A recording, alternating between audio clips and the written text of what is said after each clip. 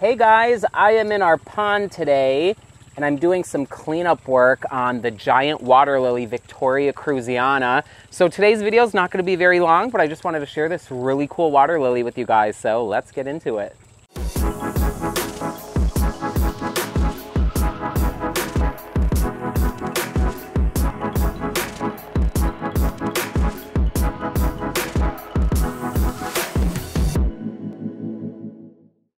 Well, welcome to the Red Leaf Exotics channel. Today I'm in the pond. I'm doing some cleanup work on the giant water lilies. This one here is Victoria cruziana, and I love growing these. I love having water gardens and ponds here in the bog garden with the Sarcenia, and this makes a really awesome addition, especially here in Tennessee.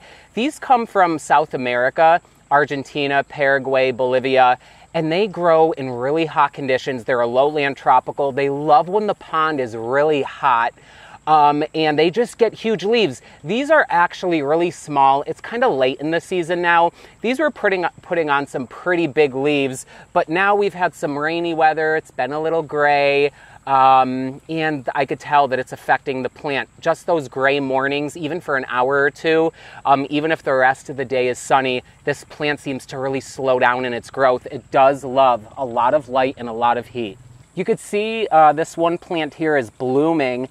This flower is opening. This is its second night. They bloom for 2 nights in a row. The second night they turn kind of pink, and this smells so good. I'm gonna go in here. Oh my God, it literally smells like fresh cut pineapple. So spicy and sweet. It is such a beautiful aroma. And you could see it's fading away a little, but the flowers are huge. You could see there's some buds over here. And a really unique characteristic of this plant is not only is it huge, it is covered in all of these sharp spines, and they are really sharp, like little needles. They hurt so bad, worse than thistle when they stick in you.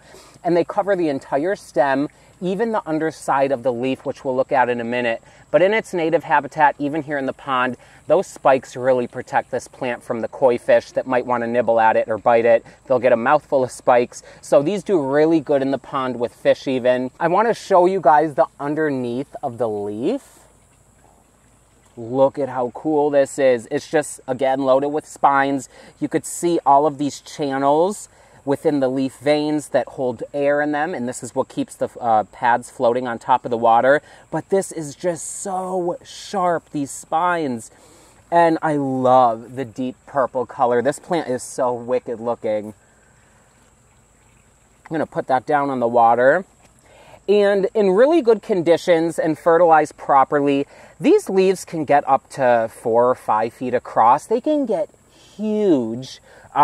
Again, this year, this is its first year. I am going to try to overwinter them in the greenhouse. I told it can be done, and maybe next year I'll get even bigger growth. But this year, they got a good size, but I think I know I can get them a lot bigger. Here's a new one, and just look at all those spines on there. You could see the roots coming out of the plant. They're very fast growing in really good conditions. Again, when it's really warm and the pond is hot, I swear in a day you can notice the growth. Now, I just have these in peat moss with gravel on top so it doesn't all float up to the top. I'm sure there's different aquatic mixes and stuff, but these have been doing really good in just that. And there is a fertilizer called Pond Tabs, and I'll put maybe 4 of them in here a week, maybe every 2 weeks. Sometimes I forget. And right now, I just put some in there not too long ago, but we're in the end of August. Well, wait, we're in September actually. Wow, that flew by. So the daylight's slowing down. It is pretty hot here in Tennessee still, and I am seeing still nice growth, but I think that if I overwinter these and start them a little earlier in the greenhouse, that I could get some pretty big pads on these. But they look really good this year, and it's been awesome to grow this genus.